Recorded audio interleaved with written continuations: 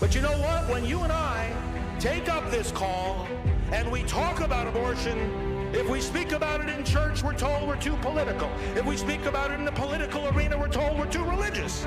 If we speak about it in the world of the media, it's too disturbing. In the world of business, it's too distracting. In the world of education, it's too controversial. In the streets, it's too disruptive. So abortion, if abortion is wrong, where do we go to say so? We go into the churches, we go into politics, into the media, into business, into education, and into the streets. Some churches haven't wanted to get involved in political hassles with the government, so they've been silent on abortion. They didn't want to get involved in hassles from the government. They didn't want to take the fight to the government.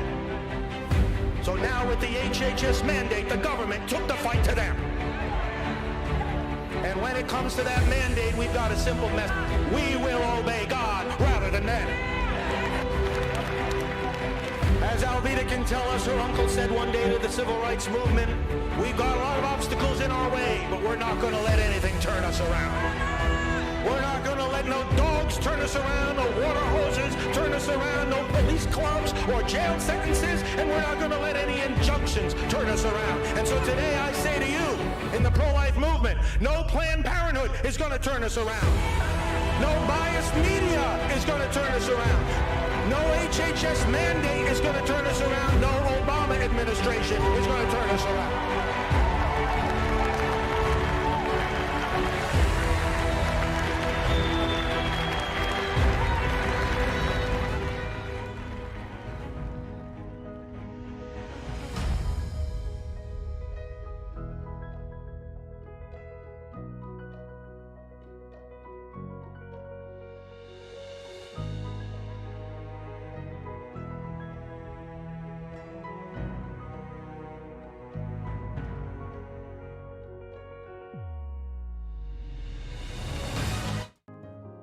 We are marching for a certainty.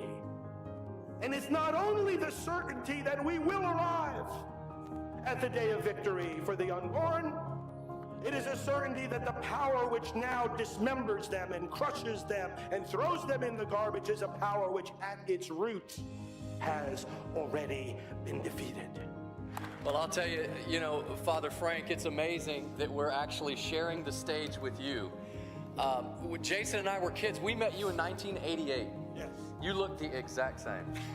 He's got the same hair, the same glasses, and the same outfit. In 1991, that was the height of abortion. It was 2,197 freestanding abortion clinics in America. Today, thanks to the work of Priests for Life and other organizations and Christians and Catholics joining hands and uniting for life, there are less than 600 freestanding abortion clinics in America.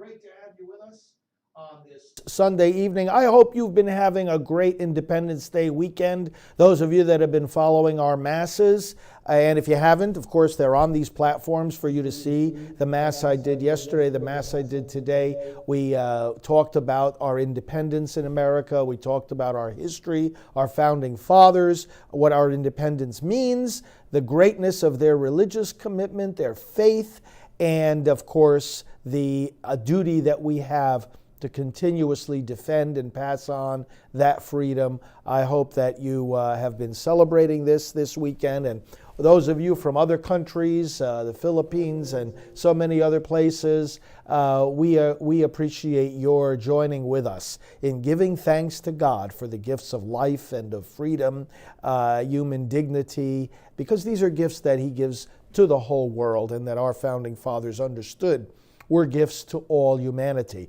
Our current president understands that too. America is great, and we have a great leader in the president. And you know, when he talks about his leadership and when he talks about the greatness of America, he points back to us. We say that he's a great leader, and then he looks at us and he says, well, it's about you. He says, my success is your success. The attacks that are made on me are really attacks on you. And it's so true, because people who have tried over these last 4 years to nullify the election of President Trump. They tried to interfere with it. They tried to invalidate it. They tried to challenge it.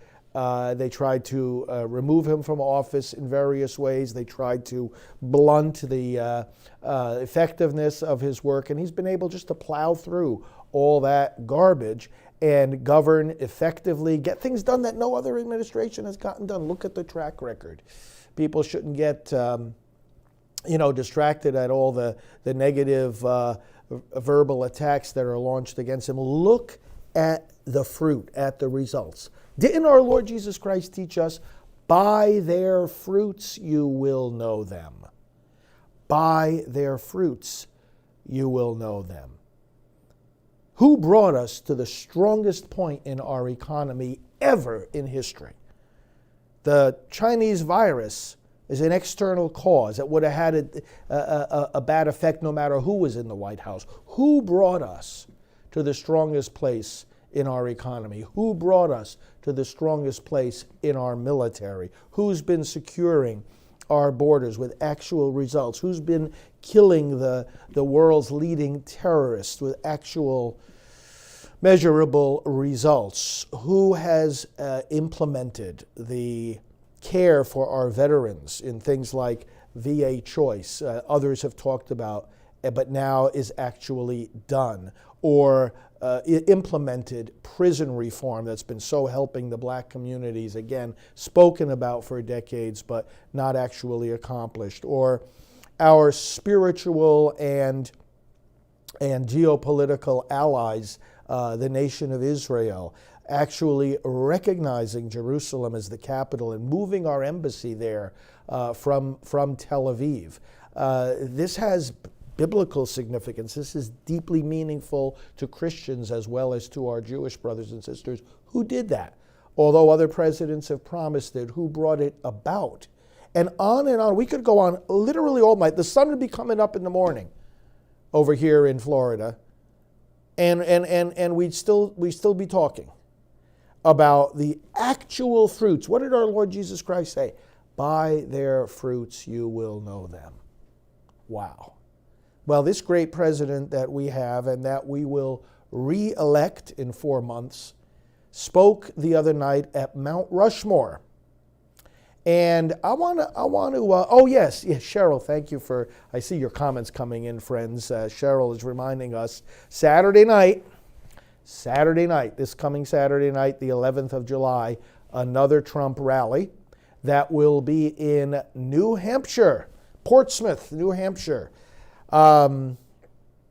Yeah, if you're going to go, Cheryl, that's really excellent. That's really fantastic. And we're all going to be not only watching it, but we'll be bringing it to you on all these channels where you're watching. And, if you've never sat, I want to ask you something right now, my friends who are watching. If you've never sat and watched one of these Trump rallies, Would you do that this Saturday? Or you can just go to our prolifevote.com page and you'll see a link there. You can watch all the ones that have been held. We've got the videos up there. Watch them. Watch them. Because you will hear about these accomplishments like I am talking about now. You will hear the vision that our founding fathers had, the vision that rejoices in the principles on which this country is based. And you'll hear them with the affirmation of those crowds that are there and are rejoicing in these principles.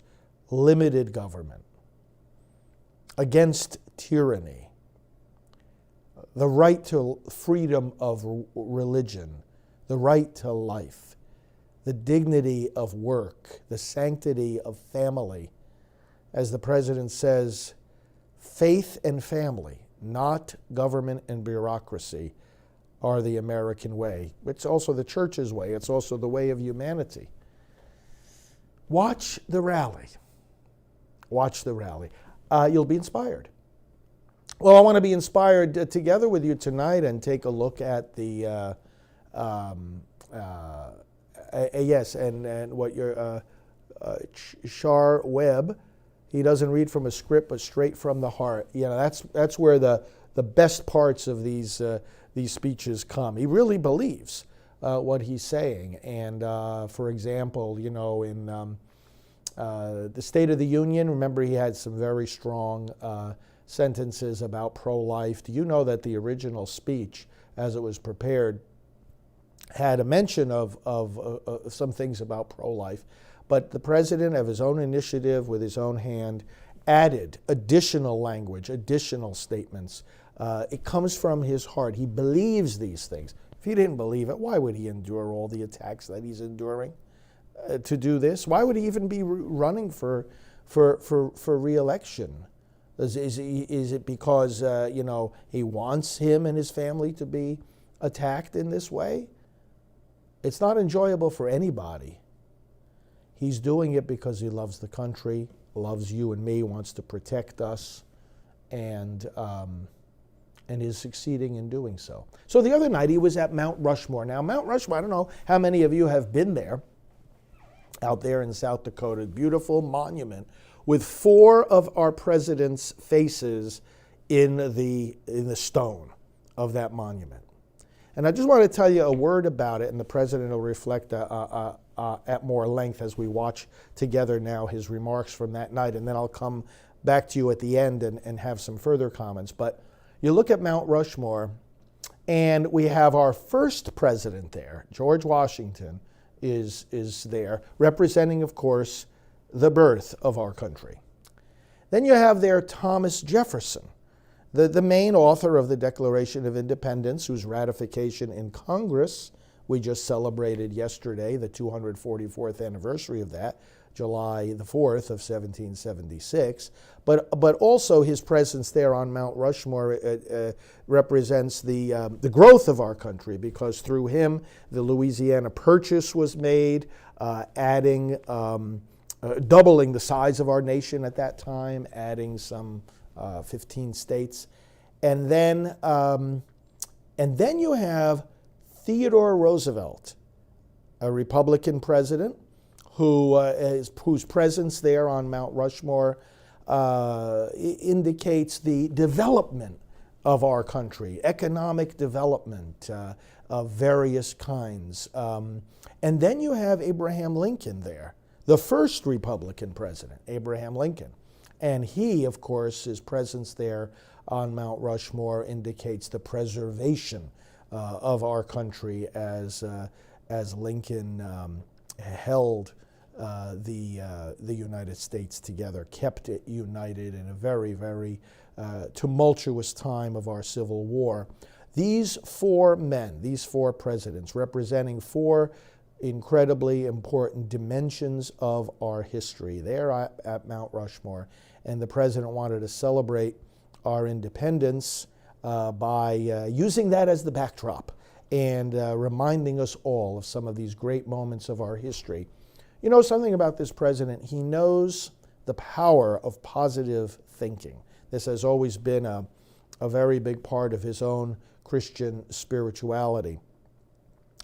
And this is how America started and grew. You think about, you think about our patriotic hymn, America the Beautiful. Oh, beautiful for patriots' dreams that see beyond the years. Thine alabaster cities gleam undimmed by human tears. America, another verse of that hymn talks about the patriots whose stern impassioned stress a thoroughfare for freedom beat across the wilderness. America was founded and grows and continues to grow today because of a forward-looking, frontier-oriented determination to embrace the good and to let it grow and to do good in the world and to conquer unconquered territory. That's how this adventure began. And now this same president recently spoke just a few minutes from where I'm sitting right now, from our Priests for Life headquarters, and when we launched men once again into space from our own soil on our own American equipment.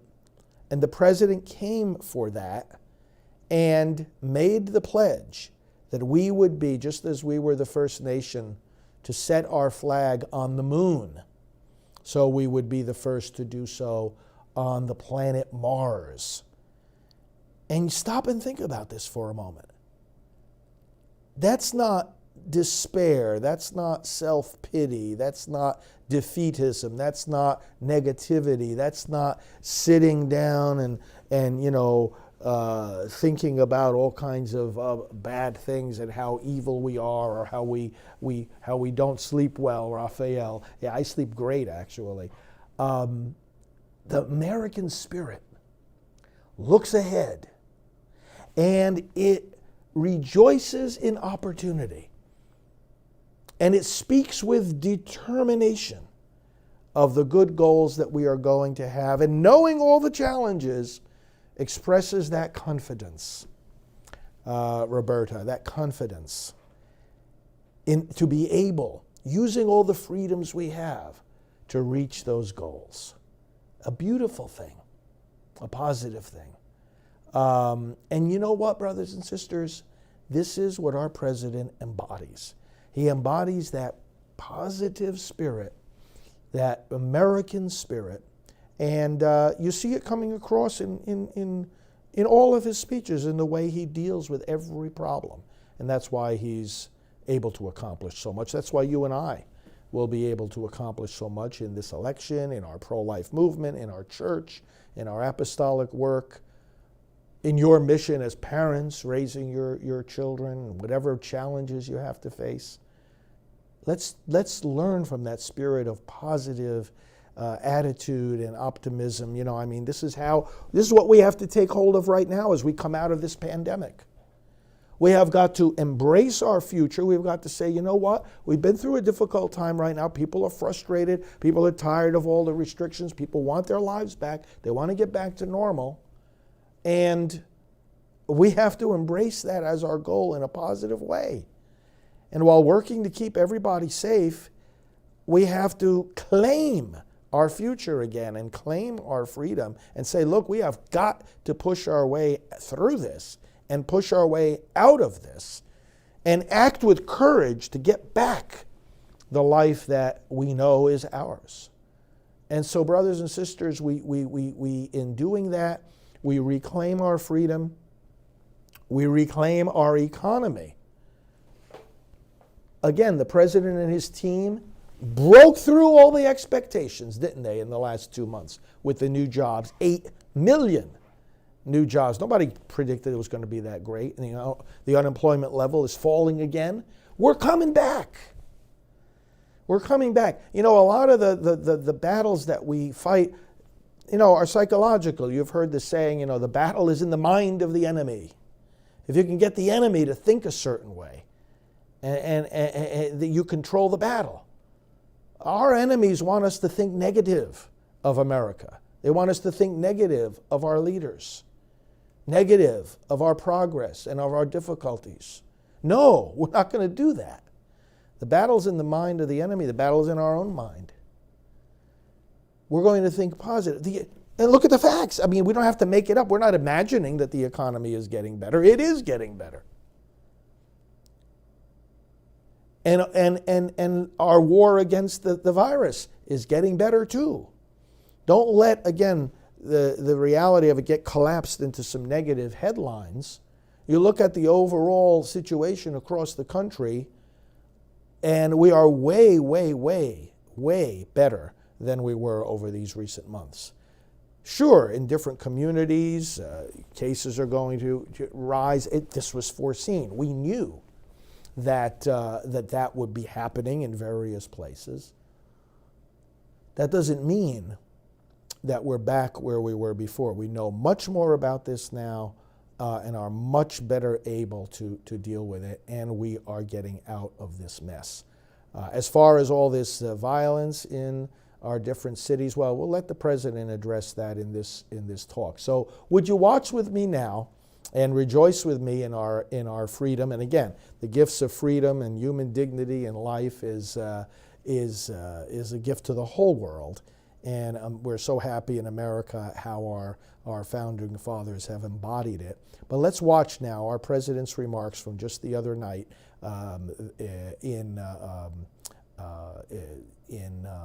Mount Rushmore in South Dakota. Well, thank you very much, and Governor Noem and Secretary Bernhardt, we very much appreciate it. Members of Congress, distinguished guests, and a very special hello to South Dakota. As we begin this 4th of July weekend, the First Lady and I would wish each and every one of you a very, very happy Independence Day. Thank you. Let us show our appreciation to the South Dakota Army and Air National Guard and the U.S. Air Force for inspiring us with that magnificent display of American air power. And of course, our gratitude, as always, to the legendary and very talented Blue Angels. Thank you very much. Let us also send our deepest thanks to our wonderful veterans, law enforcement, first responders, and the doctors, nurses, and scientists working tirelessly to kill the virus. They are working hard. I want to thank them very, very much. We're grateful as well to your state's congressional delegation, Senator John Thune. John, thank you very much. Senator Mike Rounds. Thank you, Mike.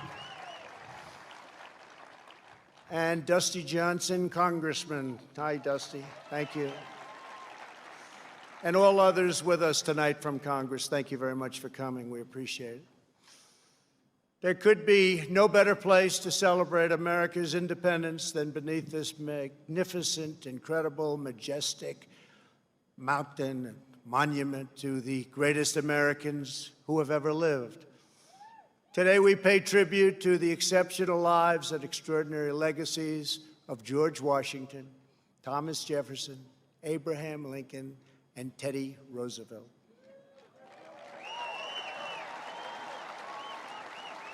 I am here as your president to proclaim before the country and before the world, this monument will never be desecrated. These heroes will never be defaced. Their legacy will never, ever be destroyed. Their achievements will never be forgotten. And Mount Rushmore will stand forever as an eternal tribute to our forefathers and to our freedom.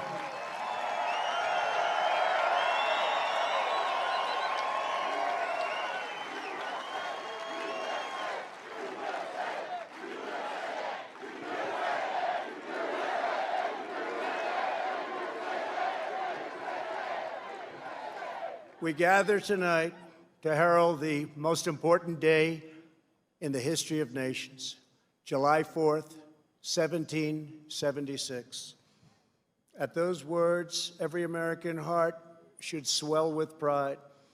Every American family should cheer with delight, and every American patriot should be filled with joy, because each of you lives in the most magnificent country in the history of the world, and it will soon be greater than ever before.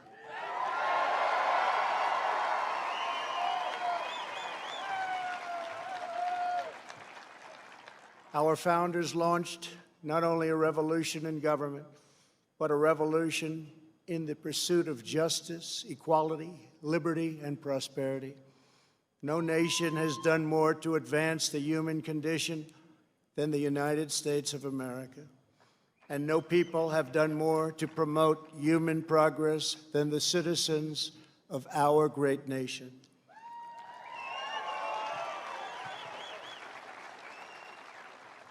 It was all made possible by the courage of 56 patriots who gathered in Philadelphia 244 years ago and signed the Declaration of Independence.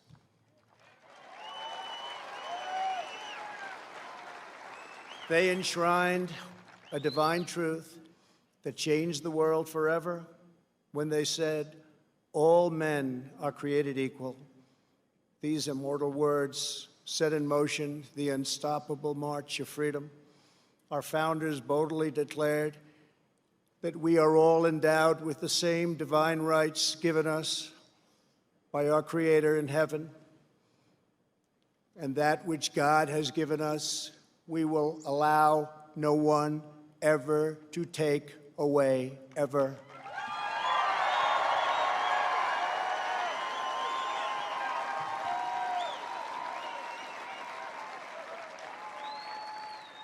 "1776 represented the culmination of thousands of years of Western civilization and the triumph of not only spirit, but of wisdom, philosophy, and reason. And yet, as we meet here tonight, there is a growing danger that threatens every blessing our ancestors fought so hard for, struggled, they bled to secure. Our nation is witnessing a merciless campaign to wipe out our history, defame our heroes, erase our values, and indoctrinate our children.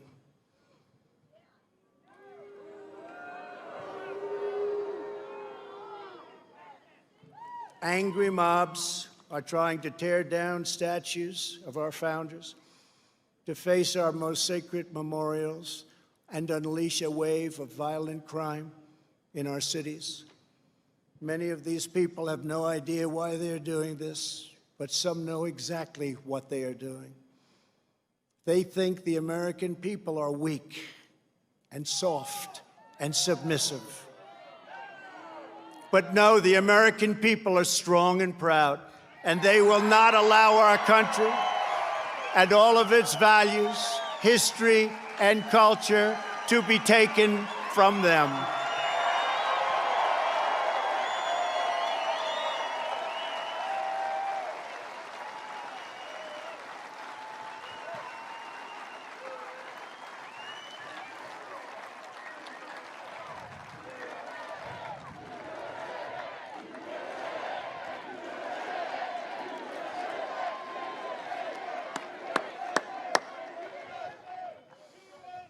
One of their political weapons is cancel culture, driving people from their jobs, shaming dissenters, and demanding total submission from anyone who disagrees. This is the very definition of totalitarianism, and it is completely alien to our culture and to our values, and it has absolutely no place in the United States of America.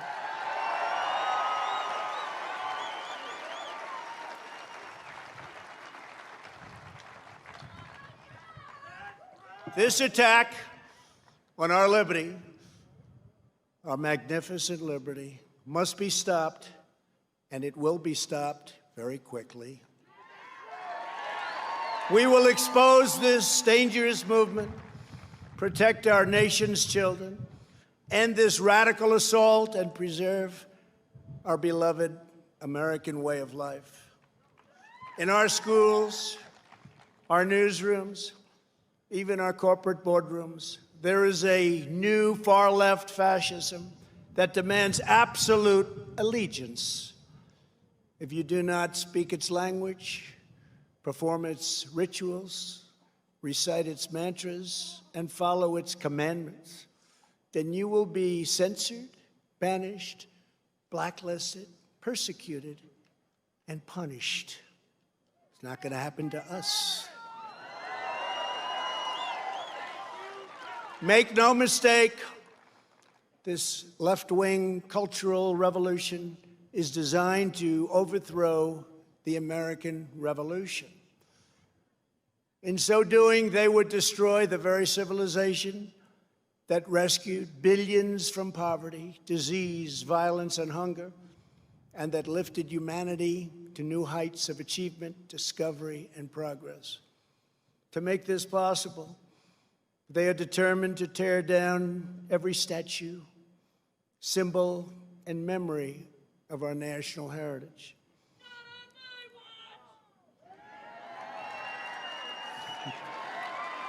True. That's very true, actually.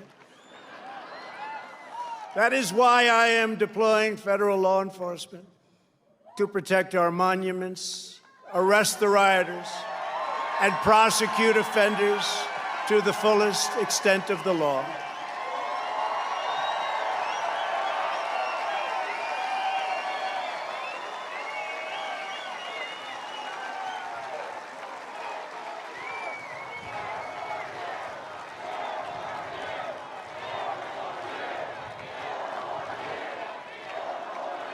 Thank you. I am pleased to report that yesterday, federal agents arrested the suspected ringleader of the attack on the statue of the great Andrew Jackson in Washington, D.C. And in addition, hundreds more have been arrested. Under the executive order I signed last week pertaining to the Veterans Memorial Preservation and Recognition Act and other laws, people who damage or deface federal statues or monuments will get a minimum of 10 years in prison.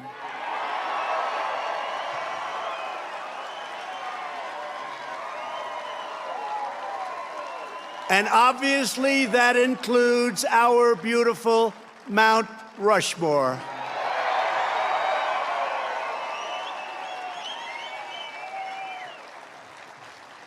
Our people have a great memory. They will never forget the destruction of statues and monuments to George Washington, Abraham Lincoln, Ulysses S. Grant, abolitionists, and many others. The violent mayhem we have seen in the streets and cities that are run by liberal Democrats in every case is the predictable result of years of extreme indoctrination and bias in education, journalism, and other cultural institutions. Against every law of society and nature, our children are taught in school to hate their own country and to believe that the men and women who built it were not heroes, but that were villains. The radical view of American history is a web of lies. All perspective is removed. Every virtue is obscured. Every motive is twisted. Every fact is distorted. And every flaw is magnified until the history is purged and the record is disfigured beyond all recognition. This movement is openly attacking the legacies of every person on Mount Rushmore. They defile the memory of Washington, Jefferson, Lincoln, and Roosevelt. Today, we will set history and history's records straight.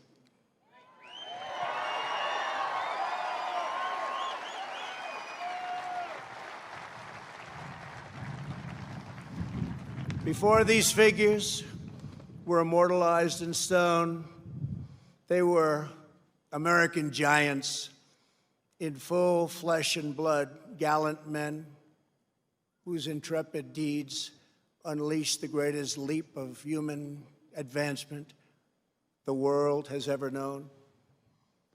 Tonight I will tell you, and most importantly, the youth of our nation, the true stories of these great, great men.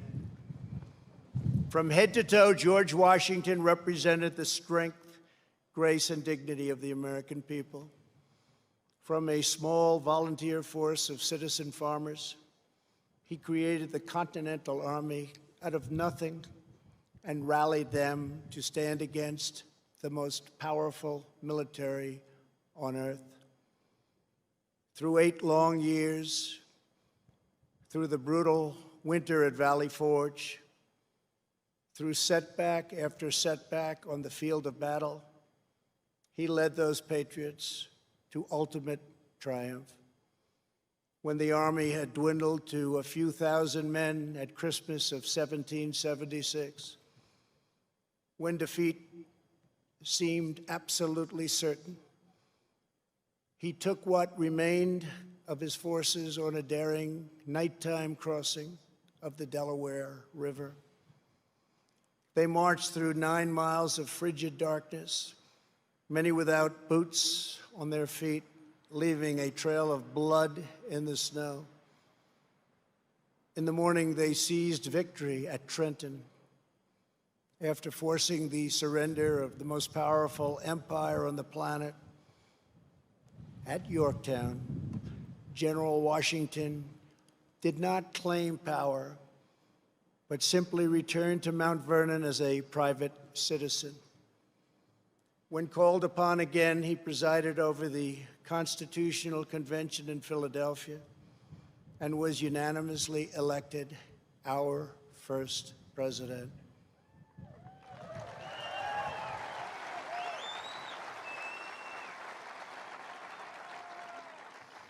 When he stepped down after 2 terms, his former adversary, King George, called him the greatest man of the age. He remains first in our hearts to this day. For as long as Americans love this land, we will honor and cherish the father of our country, George Washington.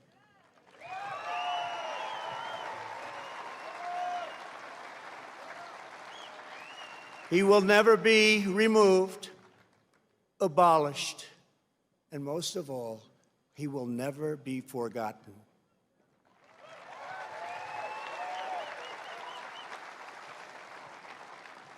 Thomas Jefferson, the great Thomas Jefferson, was 33 years old when he traveled north to Pennsylvania and brilliantly authored one of the greatest treasures of human history, the Declaration of Independence. He also drafted Virginia's Constitution and conceived and wrote the Virginia Statute for Religious Freedom, a model for our cherished First Amendment. After serving as the first Secretary of State and then Vice President, he was elected to the presidency. He ordered American warriors to crush Barbary pirates. He doubled the size of our nation with the Louisiana Purchase. And he sent the famous explorers Lewis and Clark into the West on a daring expedition to the Pacific Ocean. He was an architect, an inventor, a diplomat, a scholar, the founder of one of the world's great universities, and an ardent defender of liberty. Americans will forever admire the author of American freedom, Thomas Jefferson.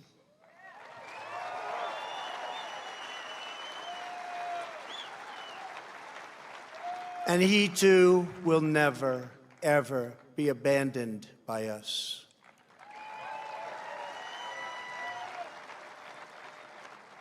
Abraham Lincoln, the savior of our Union, was a self-taught country lawyer who grew up in a log cabin on the American frontier.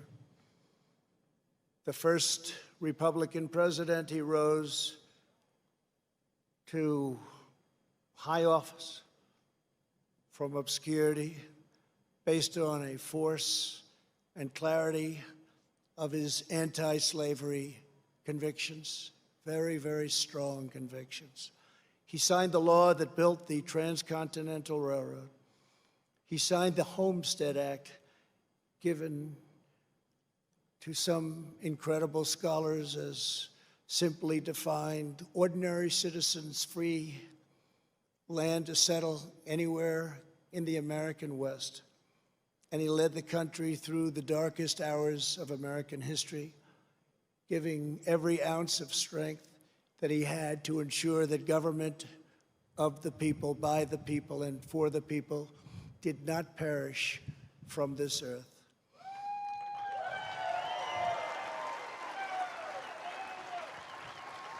He served as Commander-in-Chief of the U.S. Armed Forces during our bloodiest war, the struggle that saved our Union and extinguished the evil of slavery. Over 600,000 died in that war.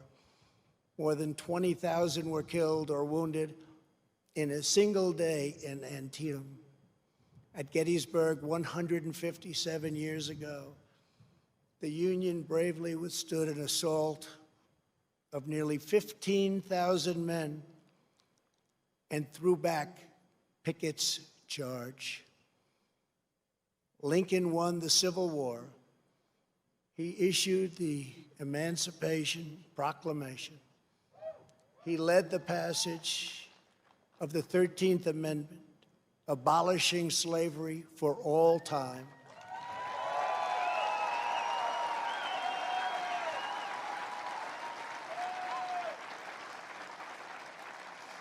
And ultimately, his determination to preserve our nation and our Union cost him his life.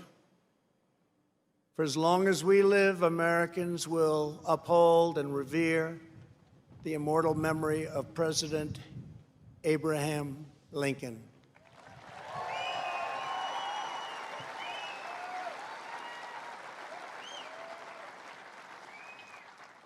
Theodore Roosevelt exemplified the unbridled confidence of our national culture and identity. He saw the towering grandeur of America's mission in the world, and he pursued it with overwhelming energy and zeal. As a lieutenant colonel during the Spanish-American War, he led the famous Rough Riders to defeat the enemy at San Juan Hill. He cleaned up corruption as police commissioner of New York City, then served as the governor of New York, vice president, and at 42 years old, became the youngest ever president of the United States.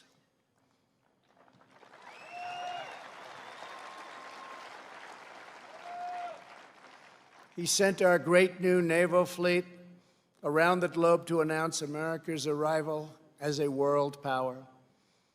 He gave us many of our national parks, including the Grand Canyon. He oversaw the construction of the awe-inspiring Panama Canal. And he is the only person ever awarded both the Nobel Peace Prize and the Congressional Medal of Honor. He was American freedom personified in full.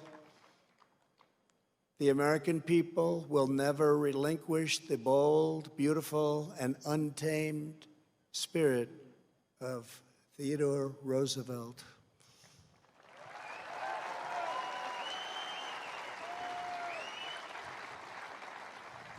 No movement that seeks to dismantle these treasured American legacies can possibly have a love of America at its heart.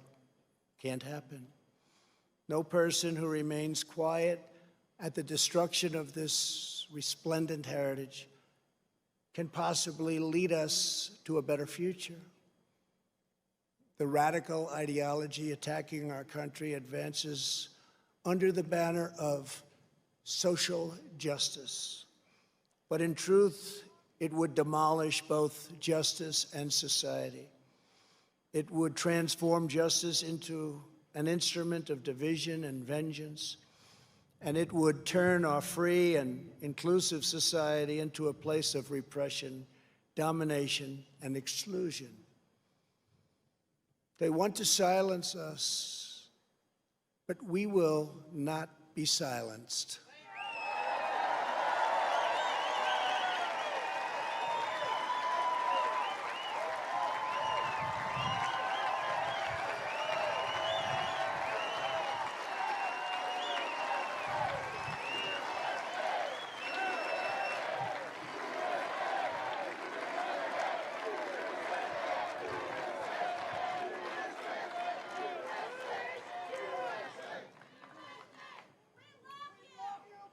Thank you.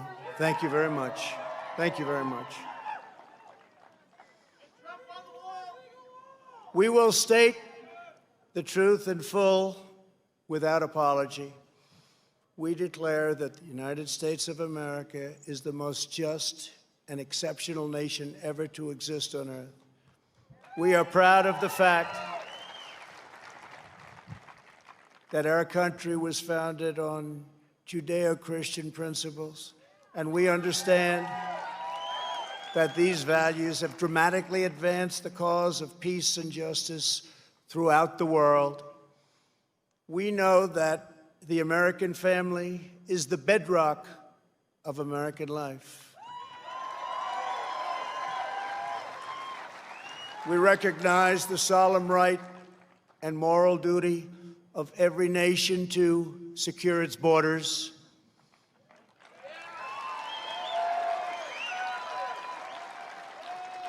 And we are building the wall.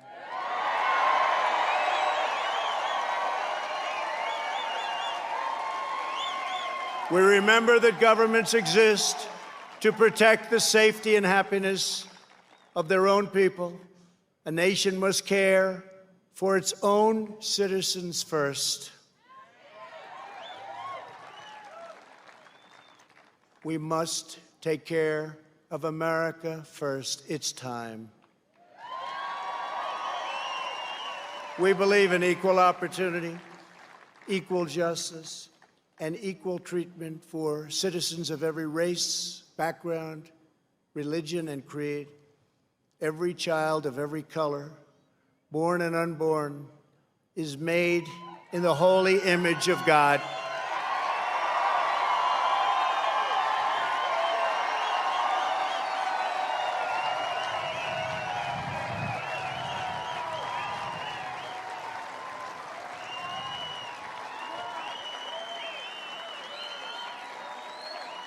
We want free and open debate, not speech codes and cancel culture. We embrace tolerance, not prejudice. We support the courageous men and women of law enforcement.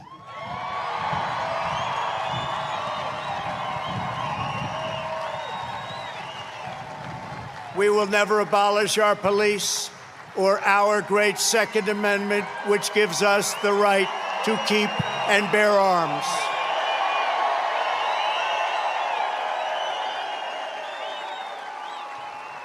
We believe that our children should be taught to love their country, honor their history, and respect our great American flag.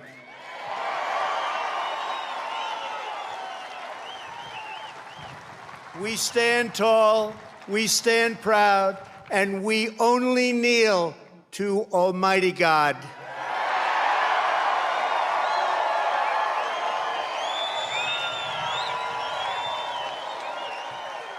This is who we are. This is what we believe. And these are the values that will guide us as we strive to build an even better and greater future. Those who seek to erase our heritage want Americans to forget our pride and our great dignity so that we can no longer understand ourselves or America's destiny. In toppling the heroes of 1776, they seek to dissolve the bonds of love and loyalty that we feel for our country and that we feel for each other.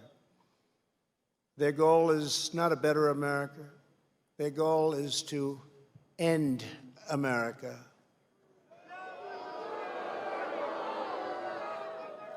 In its place, they want power for themselves. But just as patriots did in centuries past, the American people will stand in their way, and we will win, and win quickly and with great dignity. We will never let them rip America's heroes from our monuments or from our hearts. By tearing down Washington and Jefferson, these radicals would tear down the very heritage for which men gave their lives to win the Civil War. They would erase the memory that inspired those soldiers to go to their deaths, singing these words of the battle hymn of the Republic. As he died to make men holy, let us die to make men free, while God is marching on.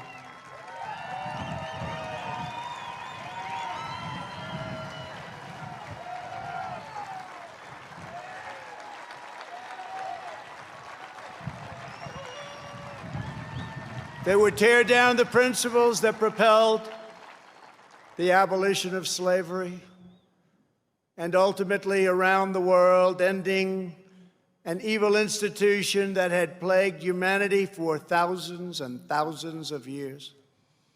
Our opponents would tear apart the very documents that Martin Luther King used to express his dream and the ideas that were the foundation of the righteous movement for civil rights. They would tear down the beliefs, culture, and identity that have made America the most vibrant and tolerant society in the history of the earth. My fellow Americans, it is time to speak up loudly and strongly and powerfully and defend the integrity of our country.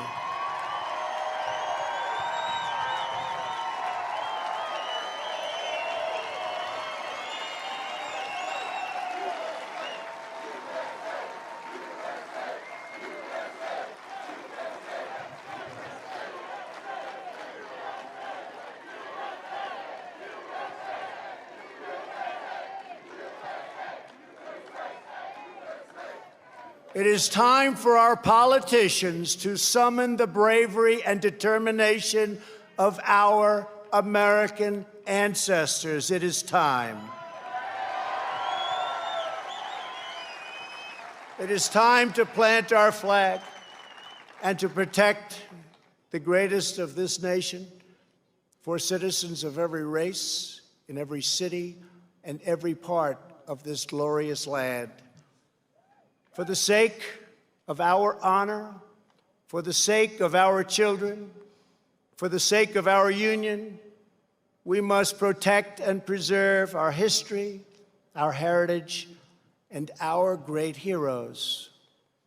Here tonight, before the eyes of our forefathers, Americans declare again, as we did 244 years ago, that we will not be tyrannized, we will not be demeaned, and we will not be intimidated by bad, evil people. It will not happen.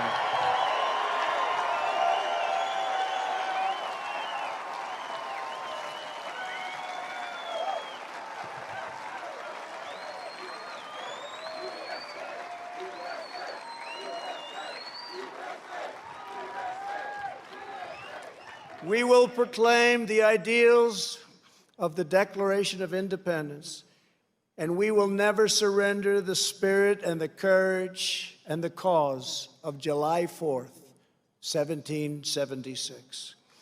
Upon this ground, we will stand firm and unwavering. In the face of lies meant to divide us, demoralize us, and diminish us, we will show that the story of America unites us, inspires us, includes us all, and makes everyone free. We must demand that our children are taught once again to see America, as did Reverend Martin Luther King when he said that the founders had signed a promissory note to every future generation. Dr. King saw that the mission of justice required us to fully embrace our founding ideals. Those ideals are so important to us, the founding ideals. He called on his fellow citizens not to rip down their heritage, but to live up to their heritage.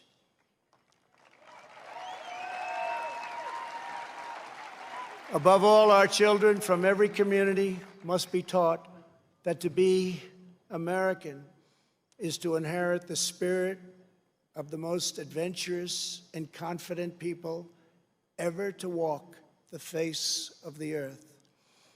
Americans are the people who pursued our manifest destiny across the ocean, into the uncharted wilderness, over the tallest mountains, and then into the skies, and even into the stars.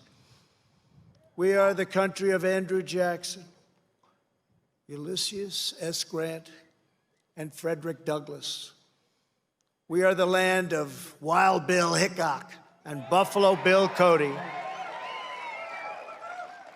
We are the nation that gave rise to the Wright brothers, the Tuskegee Airmen, Harriet Tubman, Clara Barton, Jesse Owens, George Patton, General George Patton, the great Louis Armstrong, Alan Shepard, Elvis Presley, and Muhammad Ali. And only America could have produced them all. No other place. We are the culture that put up the Hoover Dam, laid down the highways, and sculpted the skyline of Manhattan. We are the people who dreamed a spectacular dream. It was called Las Vegas in the Nevada desert, who built up Miami from the Florida marsh, and who carved our heroes into the face of Mount Rushmore.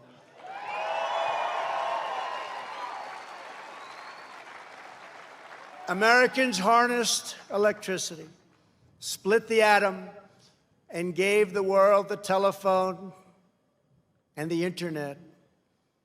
We settled the Wild West, won 2 world wars, landed American astronauts on the moon, and one day, very soon, we will plant our flag on Mars.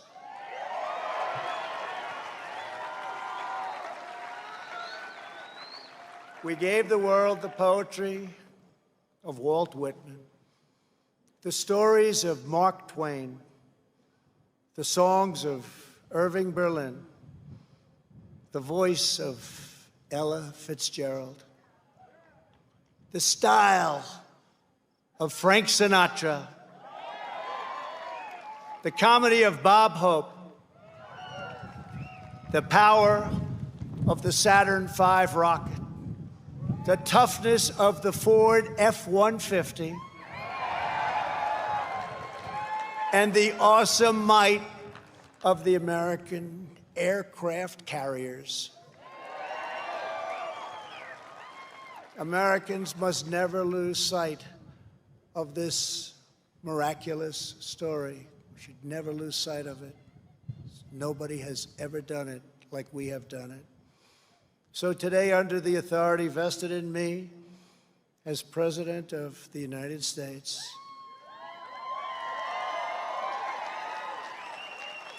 I am announcing the creation of a new monument to the giants of our past.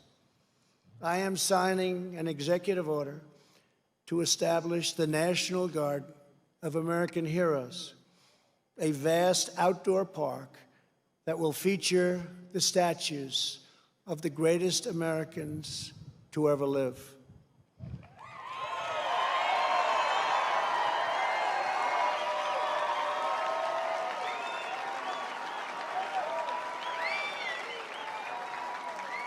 From this night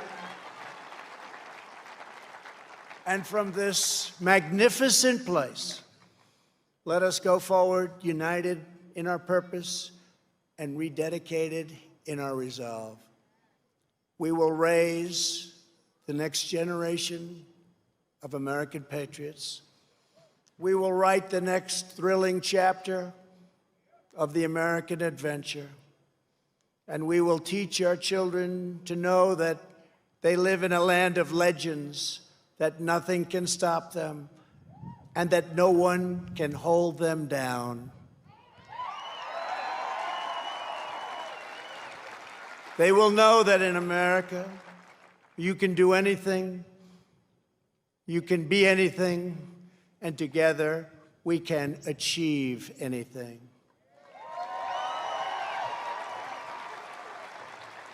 Uplifted by the titans of Mount Rushmore, we will find unity that no one expected.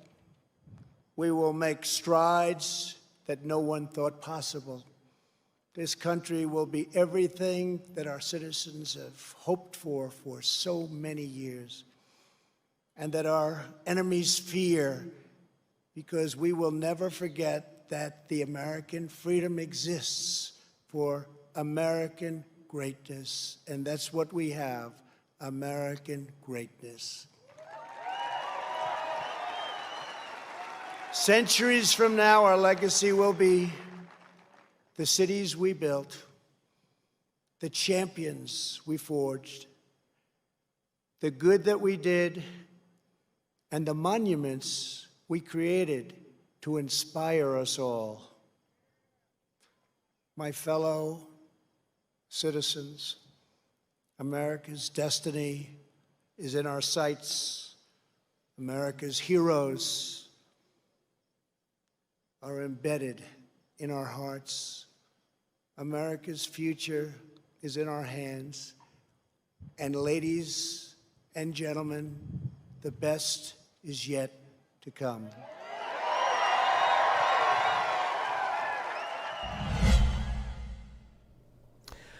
Well, wasn't that wonderful? Thank you for watching that with me, friends. You know, you see the positivity that this president generates. He's been saying a lot, the best is yet to come. And that's because of how we began. Notice how he's not afraid to say. Unfortunately, some Democrat presidents have been afraid to say it, but he's not afraid to assert. This country was founded on Judeo-Christian principles. The founders made that clear. Just read what they said. We're not making that up. This was founded on Judeo-Christian principles. In fact, the very structure of our Constitution, with the three branches of government having checks and balances one upon the other, is built out of an awareness of human nature being wounded by sin, and therefore those in power being tempted to abuse that power. This is why we have the three branches of government, but so many other ways that this country was founded on the Judeo-Christian values and is moving forward with that conviction. And to have that conviction, to preserve that conviction, to pass it along to our children, we've got to be able to say it. And so often people today are afraid to say it, either because they don't know their history or because they are ashamed of it. But the president is signaling to all of us as Americans, as Christians in America, we go forward with that. As Jewish people in America, we go forward with that. And as people of all other religions, no president has been standing more effectively for your freedom, their freedom, to live out their faith as citizens of this great country as well, with complete freedom. You know, as I was listening to all that, not only the four great presidents on Mount Rushmore, Washington, Jefferson, Lincoln, and Teddy Roosevelt, but also the other people the president mentioned, and this new garden of great American heroes that he has established by executive order reminds us, doesn't it, of what we do in the Christian faith, what we do in the Catholic religion, the saints.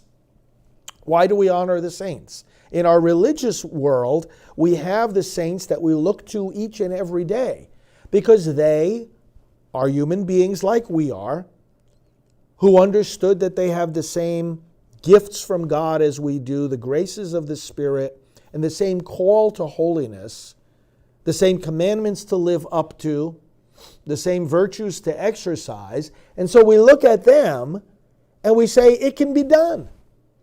And their response encourages us to make our response. And so we honor the saints. Each of them different, each of them victorious in different ways, showing us that we too can live out the same legacy and have the same kind of victories. Well, it's the similar thing, an analogous thing that's happening in the civic arena. That just as in our Catholic history, in our Christian history, we celebrate the saints, in our American history, we celebrate these great people, the presidents, the patriots, and not just those who are great government leaders, but as the president mentioned, those who are great leaders and contributors in the world of invention and industry and creativity, in the arts, in music, in sports. All of this is part of the fabric of American life, part of what has made America great. And it is not only for us, it blesses the whole world. The president referenced the telephone, the internet, electricity. These are blessings that Americans have given to the entire world. Notice how strongly he reminded us that we will both defend and proudly defend our heritage and our history. We've got to redouble our efforts to pass that history on to our children, redouble our efforts to get active in school boards and make sure that this history is being accurately and thoroughly conveyed in the teaching that goes on in our schools, but then to do it at home as well, and to make sure that we, especially at special times of the year like this when we have Independence Day, we're telling our children and our grandchildren about this great heritage. So this Saturday night, there will be the rally of the president in New Hampshire, and invite you to watch it with me. Cheryl, you were asking if some of our team will be there. I will know that more in the next couple of days, so do check in with us about that. And friends, we're going to be doing a lot of this each and every day, especially these next 4 months are so critical to preserving everything that we are, everything that we have as Americans. It's all on the line with this election because some of the people who hate our country are unfortunately trying to take it over by running for office, and can't let that happen. Can't let people get into power who are afraid to believe in, honor, and celebrate the things that the president was talking about. So we've got to get organized. We've been organizing, we've been mobilizing. Friends, we've got to get more organized, starting right here, right now. I want to ask you 3 simple things. Number 1, are you getting my emails? Our main website, endabortion.us, you can sign up to get regular emails from me. We need to be able to reach you at a moment's notice. Now, we're broadcasting every day. We'll be giving action alerts. We'll be giving you more things to do. But make sure you're getting our emails. Again, our main website is endabortion.us. Secondly, prolifevolunteer.com. If you want to help in some way, maybe right from the comfort of your home, to give an hour here or there, or 2 hours here or there, or maybe more for the election, prolifevolunteer.com has a form that you can fill out, and our team will get back to you, and we will work with you more closely on that. Apologies to some of you who may have filled it out in the past and didn't get an immediate response, but we've hired more people and so that we can respond in a more timely manner. It's kind of nice to have a problem of so many people responding that it's been hard to keep up with it all. But we have expanded our staff. We'll continue to expand, and we'll work together. So, prolifevolunteer.com. And then I want to invite you to be even more directly involved in supporting this great president. We heard his words here again from the other night, Friday night, the eve of the 4th of July, when he was speaking at Mount Rushmore. You can get texts, you can get alerts. If you do social media, which of course so many of you do because that's how you're watching me right now, you can get texts from the Trump team that is working for his reelection, and then amplify them on your own accounts, retweet them, share them on Facebook, share them on Instagram. You can be kept up to the minute about developments in the campaign. 2 simple ways to do that. Many of you who are watching and who do watch me are Catholic, and certainly the vast majority of you are pro-life. So there are 2 coalitions that the Trump campaign has put together. One of them is called Pro-Life Voices for Trump. And the Pro-Life Voices, you can join. The Pro-Life Voices for Trump is you who are pro-life, who support the president. And I want to invite you to text the word life to the following number, 88022. So you text the word life to 88022. Now that same number, 88022, if you want to join the Catholics for Trump coalition, you text the word Catholic, singular, Catholic, to 88022. So life and Catholic to 88022, and that will put you right in the center of the campaign to re-elect the president. And you'll get texts in response. You could always, cancel them at any time if you have to change your approach to this. But you'll be kept right up to date on everything. There are also a lot of special gatherings that you can be invited to. I've been amazed. I've been helping out the campaign in various ways, and I've just been amazed at the priority that they put on prayer. Some of you may have heard me say the other day when we did the special mass praying for the president that he was asked at one point by a pastor, "What do you want to most be remembered for?" Do you know what he said? He said, "I want to be remembered as the president who prayed more than any other." That was his response. And so it is amazing to see the campaign leading with prayer. What I mean is that when the volunteers for the campaign, those that are making phone calls and knocking on doors and planning the strategy, when they come together, they have prayer calls. They've invited me to lead them in the rosary, in the Stations of the Cross, in the Chaplet of Divine Mercy, in reading Scripture, in explaining the meaning of our Christian beliefs. And they're doing this. It's not, in public. A lot of these calls are confidential calls. But there's prayer going on. It's just beautiful. It's just amazing. And it's real. So, again, the president's not afraid to say, as he did in that speech, we are founded on Judeo-Christian roots, Judeo-Christian foundation. You know what? Our founders weren't ashamed to say it. Why should we be? So let's be strong. Let's get organized. Let's do more than ever. Let's stay focused. Let's connect every single day. And brothers and sisters, we're reaching a lot of people, but there are some people only you can reach. And I want to ask that you help me reach more.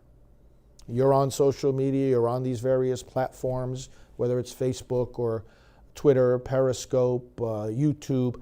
Share, spread. The platforms are made to do that, as you well know. They are made precisely to be able to reach more like-minded people.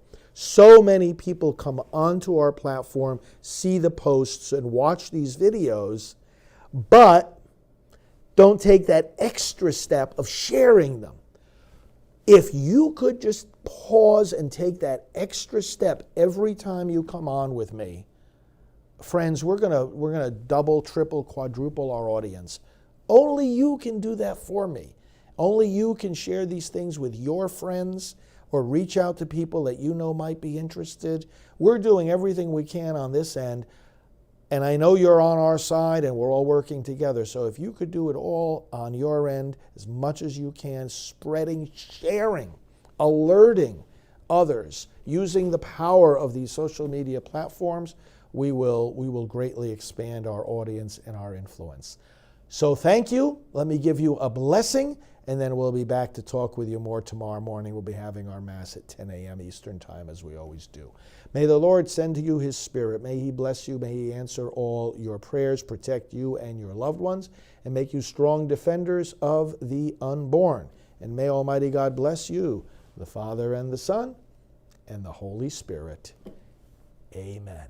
Father Frank Pavone here of Priests for Life. Thanks so much for joining with me. Thanks for sharing all these messages. I know many of you do. And boy, was that enjoyable tonight to watch the words of our president from the other night. We'll bring you a whole lot more in the days to come. Have a good night.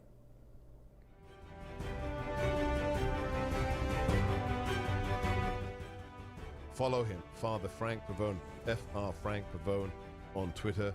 He is the National Director of Priests for Life. Please go to priestsforlife.org.